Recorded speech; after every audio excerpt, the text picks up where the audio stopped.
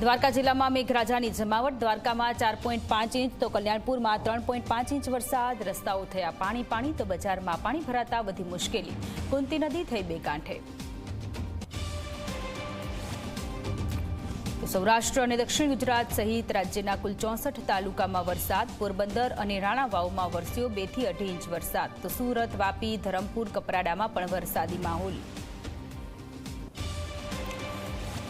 સુરતના ધારાસભ્ય અને સાંસદના બાંકડા રાજકોટના જસદણમાં મળ્યા. પીપળિયા ગામના 5 થી 6 બાંકડા પર સુરતના નેતાઓનું નામ. પ્રફુલ પાનસેરિયા અને પ્રભુ વસાવાના નામથી જસદણમાં બાંકડા દેખાતા ઉઠ્યા સવાલ.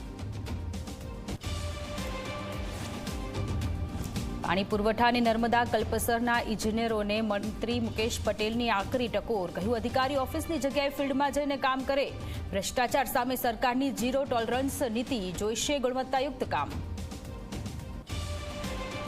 20 વર્ષ બાદ ફરી એક મંચ પર આવ્યા ઠાકરે બ્રધર્સ. મુંબઈમાં આયોજિત મરાઠી વિજય રેલીમાં એક સાથે આવ્યા ઉદ્ધવ અને રાજ ઠાકરે. બોલ્યા, તમે જબરદસ્તી હિન્દુ થોપી ન શકો.